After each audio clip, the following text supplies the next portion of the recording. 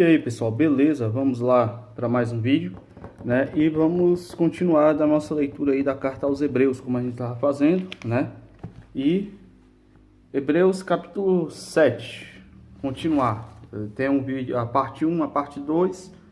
A parte 1 eu acho que é Hebreus 1 e 2. A parte 3, a parte 2 eu acho que é Hebreus capítulo 3, 4, 5, 6. Acho que é isso.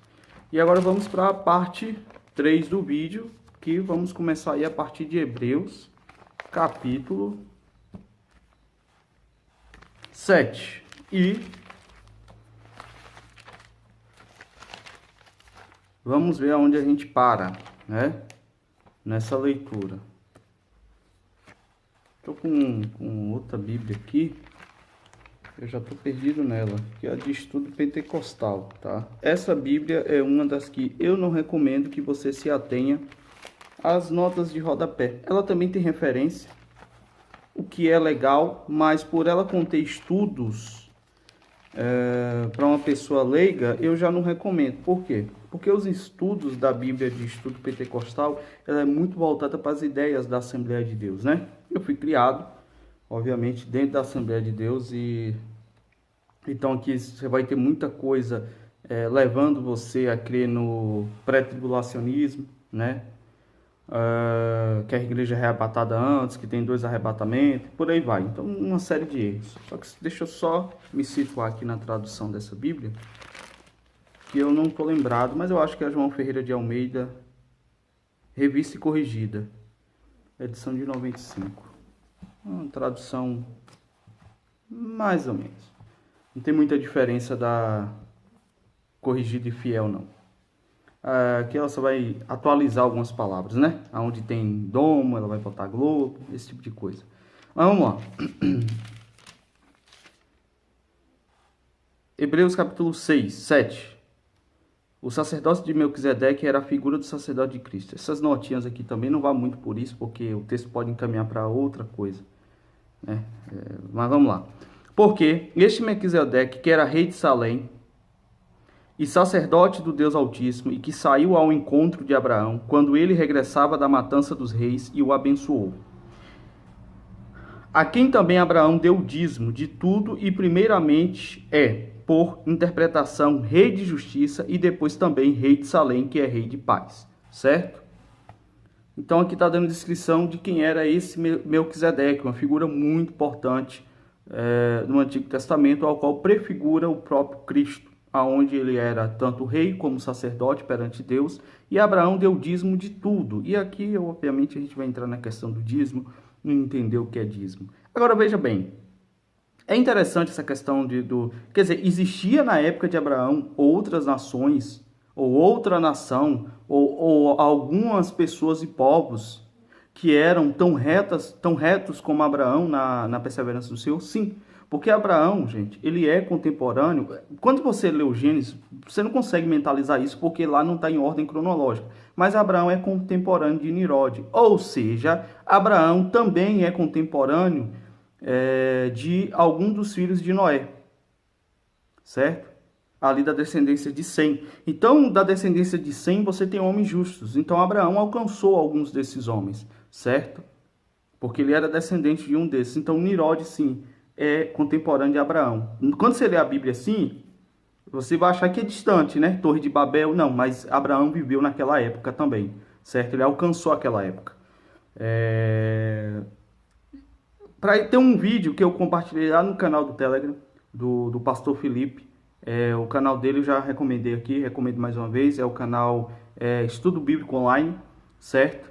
Então, tem um vídeo, eu compartilhei, né? Ele tá falando de Abraão e Nimrod, né? Aí você bota assim no YouTube, Abraão e Nimrod, curso bíblico online. Tem lá o vídeo, ele fazendo a idade cronológica, né? E Abraão é contemporâneo, certo? De Nimrod, certo? Então, você vê que não é tão distante entre Abraão e Adão e os patriarcas, né? No geral.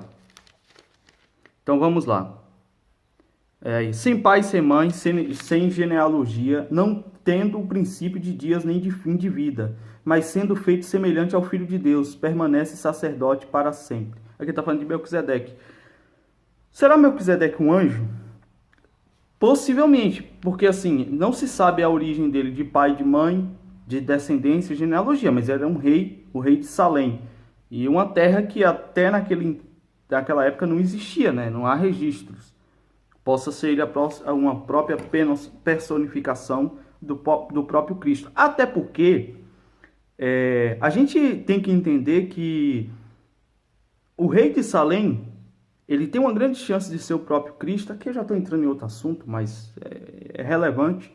Porque o próprio Jesus vai falar que se assentou com Abraão, e Abraão exultou e viu o seu dia, ou seja, o seu dia de glória. E os fariseus, obviamente, ficaram irados com aquilo. Como é que você não tem nem 30 anos, nem 50, e se assentou com o pai Abraão? E não foi no episódio dos 3 anjos. Jesus é o próprio rei de Salém. Jesus é o próprio rei de Salém. Vamos lá. Considerai, pois, quão grande era este, a quem até o patriarca Abraão deu os dízimos dos despojos. Por que ele era tão grande? Porque ele era o próprio Cristo. E é isso que Cristo vai deixar claro. Eu não vou lá na referência agora, até porque eu tinha que voltar em Mateus, se não me engano, em algum dos... Deixa eu ver se tem alguma referência aqui. Tem. Mas eu tinha que voltar na parte que Jesus fala que se assentou com Abraão. Mas vamos lá. Considerai, pois, quão grande era este a quem até o patriarca Abraão deu o dízimo dos despojos. E os que dentre os filhos de Levi recebem o sacerdócio têm ordem, segundo a lei, de tomar o dízimo do povo, isto é, de seus irmãos. Agora está explicando a lei. Ainda que tenham descendido de Abraão. Mas aquele cuja genealogia não é contada entre eles, tomou o dízimo de Abraão e abençoou o que tinha as promessas. Ora, sem contradição alguma, o menor é abençoado pelo maior. E aqui certamente tomam dízimos homens que morrem. Ali, porém, aquele de quem se testifica que vive, e, para assim dizer, por meio de Abraão, até Levi, que recebe dízimo, pagou dízimos, porque ainda ele estava nos lombos de seu pai, quando Melquisedeque lhe saiu ao encontro. De sorte que, se a perfeição fosse pelo sacerdócio levítico, olha, veja bem, por que Melquisedeque ele se torna maior nesse quesito? Né? Porque aqui, o que o escritor hebreu está explicando é o seguinte: se é abençoado aquela família que por ordenança de homens recebe dízimo, quem me dirá que não vem de homem, né, que não tem descendência humana e recebe o dízimo? Então, o que é que o Hebreus vai dizer aqui, ó? O que é que o escritor aos Hebreus vai dizer, ó? De sorte que se a perfeição fosse pelo sacerdócio levítico, ele está dizendo o quê? Ó? Não é perfeito. Se fosse, né? Que necessidade havia logo de que outro sacerdote se levantasse segundo a ordem de Melquisedeque e não fosse chamado segundo a ordem de Arão? Quer dizer, o que é que o escritor aos Hebreus está dizendo? Se a ordem de sacerdote levítico, que vem de Arão, da tribo de Levi, era perfeita, por que houve a necessidade de se levantar um sacerdote segundo a ordem de Melquisedeque e não segundo a ordem de Arão? Ou seja, Cristo é superior, porque ele não foi chamado da tribo que era do sacerdote, mas ele foi de um chamado superior pelo próprio Pai. Porque, mudando-se o sacerdócio, necessariamente se faz mudança de lei. Esse texto é usado em um contexto tão errado hoje em dia, né? O pessoal usa aqui, tipo um exemplo, para justificar as várias linhas teológicas e doutrinas e dogmas humanos das denominações. Porque ali o sacerdote é outro, então se muda a lei. Tem nada a ver. O que está se falando aqui é da lei, da antiga aliança e da nova aliança. Se mudou a forma de sacerdócio, ou seja, não é mais o sacerdócio de Arão, e sim um sacerdócio eterno de Melquisedeque, obviamente as leis e a aliança também seria mudada. É isso que o escritor aos Hebreus está falando. Porque aquele de quem essas coisas se dizem pertence a outra tribo, da qual ninguém serviu ao altar, visto ser manifesto que nosso Senhor procedeu de Judá, e concernente a essa tribo nunca Moisés falou de sacerdócio, certo? E muito mais manifesta é ainda se a semelhança de Melquisedeque se levantar outro sacerdote, que não foi feito segundo a lei do mandamento carnal. Está dizendo que a lei era para a carne. Como Cristo ele foi levantado sacerdote e é da tribo de Judá, então deveria se mudar essas regras. Mas segundo a virtude da vida incorruptível, porque dele assim se testifica, tu és sacerdote eternamente, segundo a ordem de Melquisedeque, porque o procedente mandamento é abrogado por causa da sua fraqueza e inutilidade. E aonde é que entra a fraqueza e a inutilidade do sacrifício da lei mosaica? Da lei mosaica no geral. Por quê? Né? Ela é fraca e se torna inutilizada quando Cristo agora faz um sacrifício verdadeiro e real. Isso vai estar lá em Hebreus capítulo 10. Se a gente chegar lá, a gente sana essa dúvida nesse vídeo. Esse capítulo vai falar alguma coisa, mas em Hebreus 10 vai se falar de algumas práticas bem específicas acerca da lei e o porquê o sacrifício de Cristo de uma vez se torna desnecessário, o sacrifício de bodes, de animais e por aí vai, né? Vamos lá. Pois a lei nenhuma coisa aperfeiçoou. Aperfeiçoou a lei? Não. O que é que Paulo vai dizer? Que ele conheceu a transgressão, o pecado, por causa da lei. Se não fosse a lei, ele não conheceria o pecado. A lei, ela está lá para te mostrar o que é pecado. Certo? Ela não está lá para aperfeiçoar. Ela não está lá para tornar você melhor. O que é que muitos fazem errado em querer cumprir a lei. E dessa sorte é introduzida uma melhor esperança, pela qual chegamos a Deus. E visto como não é sem prestar juramento, porque certamente aqueles sem juramento foram feitos sacerdotes, mas este, com juramento por aquele que lhe disse, jurou o Senhor e não se arrependerá, tu és sacerdote eterno, eternamente, segundo a ordem de Melquisedeque. Tá? Isso aqui a gente tem que pegar referência lá no Antigo Testamento, está nos Salmos isso aqui. E de tanto melhor conserto, Jesus foi feito fiador. E, na verdade, aqueles foram feitos sacerdotes em grande número, porque pela morte foram impedidos de permanecer. Ou seja, eles eram tão imperfeitos, o sacerdócio de Arão, levítico, era tão imperfeito que você tinha que ter vários, porque eles iam morrer, eles iam pecar, eles iam transgredir. Então você tinha que sempre ter um para substituir, para você ver a imperfeição que aquilo era. Diferente de Cristo. Mas este, porque permanece eternamente, tem um sacerdócio perpétuo, para sempre. Portanto, pode também salvar perfeitamente os que por ele se chegam a Deus, vivendo sempre para interceder por eles. Porque nos convinha tal sumo sacerdote santo, inocente, imaculado, separado dos pecados e feito mais sublime do que os céus, que não necessitasse como sumos sacerdotes de oferecer cada dia sacrifício, primeiramente por seus próprios pecados e depois pelos pecados do povo, porque isso fez ele, uma vez oferecendo a si mesmo.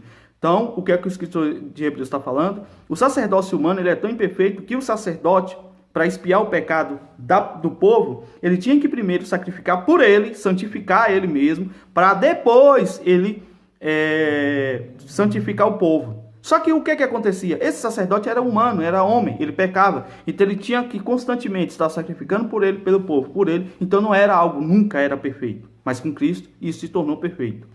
Porque a lei constituiu sumos sacerdotes a homens fracos, mas a palavra do juramento que veio depois da lei constituiu ao Filho perfeito para sempre.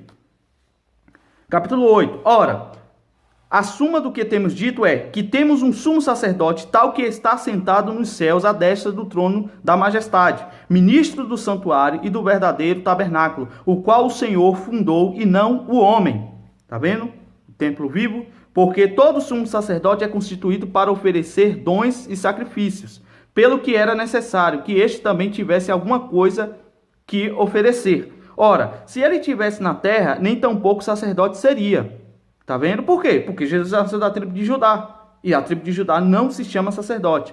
Havendo ainda sacerdotes que oferecessem dons segundo a lei, os quais servem de exemplar e sombra das coisas celestiais, como Moisés divinamente foi avisado, estando já para acabar o tabernáculo, porque foi dito, olha, faze tudo conforme o modelo que no monte se te mostrou. Mas agora alcançou ele ministério, tanto mais excelente quanto o mediador de um melhor concerto, que está confirmado em melhores promessas. Porque se aquele primeiro for irrepreensível, nunca se teria buscado lugar para o segundo. Pois é, porque a lei caiu? Porque ela não era perfeita. Aquele mediador também não era perfeito. Moisés não era perfeito. Ele errou, ele vacilou. E é por isso que Cristo vem agora como um conserto eterno e real. melhor do que aquele primeiro. Porque, repreendendo-os, lhes diz: eis que virão dias, diz o Senhor, em que com a casa de Israel e com a casa de Judá estabelecerei um novo concerto. Está em Oséias, tá? Então você veja bem. Vamos lá.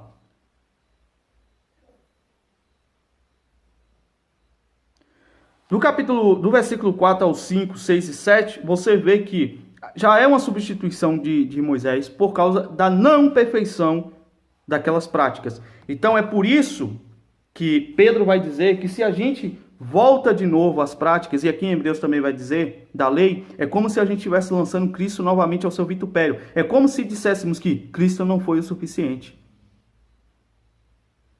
E aonde Paulo vai dizer que aquele que pela lei vive, pela lei será julgado. E o julgamento da lei é pesado, extremamente pesado. Então o que acontece?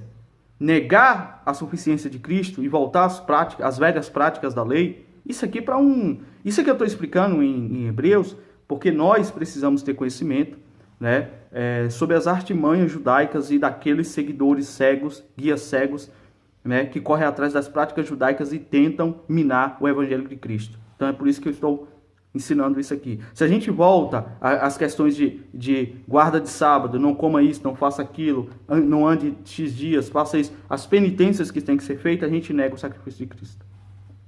Por quê? Se repreendendo-os, lhes diz: eis que virão dias, diz o Senhor, em que com a casa de Israel e com a casa de Judá estabelecerei um novo concerto. Está no Antigo Testamento. Vamos lá. Pronto. Não segundo o concerto que fiz com seus pais. E aí tem gente, rapaz, que se diz cristão e quer guardar sábado, quer fazer essas coisas.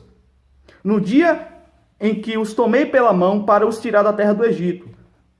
Como não permaneceram naquele meu concerto, eu para eles não atentei, diz o Senhor. Calma aí. Para não deixar dúvida, né? Porque tem gente, mas o Novo Testamento é invenção romana. Vamos ver onde é que está a referência desse texto. Hebreus capítulo 8, versículo 8. Hebreus capítulo 8, Jeremias 31. Vamos lá em Jeremias. Vamos dizer, mas isso aí é invenção de Roma, né? Como alguns chegam a dizer que o Novo Testamento é invenção de Roma. Vamos ver o próprio Senhor falando no Antigo Testamento. Lá no profeta Jeremias, que faria um novo concerto. Isso aqui eu não vou nem abrir Oséias, porque eu estou gravando o celular e o celular está me dando 23 minutos de vídeo, eu já estou em 17, hein? Falta um recurso, um notebook, um aplicativo. Eu ia pegar o celular da minha esposa, mas ela acabou levando. Ela saiu. E, calma aí, vamos lá. Jeremias, pronto, achei Jeremias. Jeremias capítulo 31. Cadê Jeremias?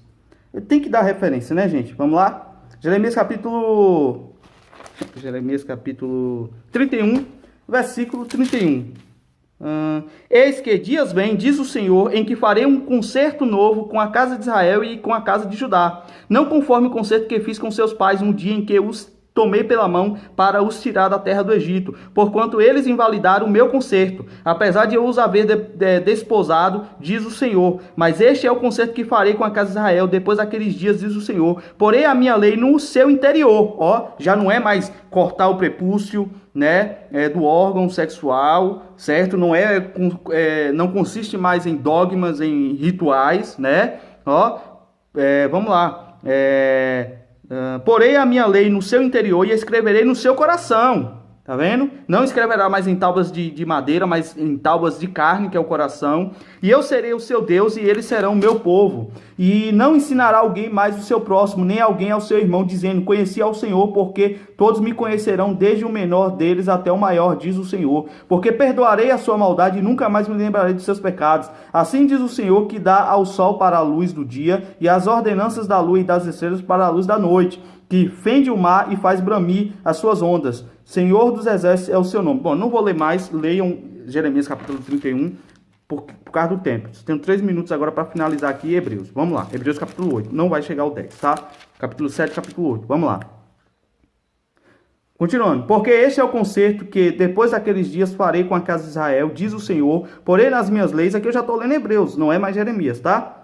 Porém as minhas leis no seu entendimento, e em seu coração as escreverei, e eu lhes serei por Deus, e eles me serão por povo. E não ensinará cada um ao seu próximo, nem cada um ao seu irmão, dizendo, conhece o Senhor, porque todos me conhecerão, desde o menor deles até o maior, porque serei misericordioso para com as suas iniquidades, e de seus pecados e de suas prevaricações não me lembrarei mais, novo concerto, envelheceu o primeiro. Tá vendo? Tá lá. Ora, o que foi tornado velho e se envelhece, perto está de acabar. Que é a antiga aliança. Certo? Era muito... Eu vou tentar continuar no 9 aqui. Calma aí. Ora, também o primeiro tinha ordenanças de culto divino e um santuário terrestre. Porque um tabernáculo estava preparado, o primeiro em que havia o cordeiro e a mesa e os pães da proposição, aos que se chama santuário. Mas depois do segundo véu estava o tabernáculo que se chama o Santo dos Santos, que tinha, lembra quando Jesus morreu e abriu, rasgou a cortina dos Santos, quebrando a separação que havia entre o homem e Deus? Que tinha um incensário de ouro, e a arca do concerto coberta de ouro, toda em redor, em que estava um vaso de ouro, que continha o maná, e a vara de Arão, que tinha florescido, e as tábuas do concerto. E sobre a arca, os querubins da glória, que faziam sombra no propiciatório, das quais coisas não falaremos agora particularmente. Ele vai falar no capítulo 10 isso, tá?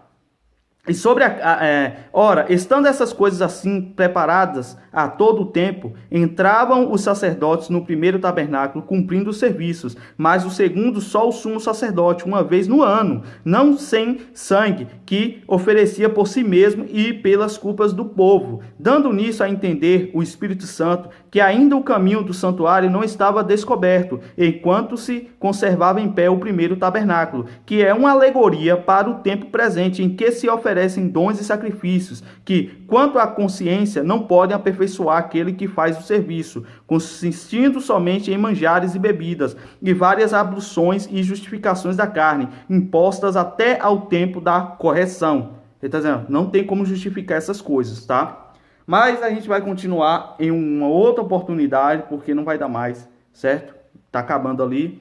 E aí eu não quero interromper o vídeo sem ele estar totalmente completo. Mas vocês já entenderam que aqui ele vai explicar sobre o sacrifício, como era feito e como Cristo agora vem substituindo esses sacrifícios, certo? Então é isso aí, pessoal. Espero que vocês tenham gostado do conteúdo de hoje. Deixa aí qualquer dúvida nos comentários, tá? Vai ter algumas informações no comentário fixado e na descrição do vídeo, tá? Tem os outros conteúdos do canal que eu espero que vocês sigam. E é isso aí. Em breve, se Deus quiser, a gente começa a produzir de forma melhor esse conteúdo. Valeu e até a próxima.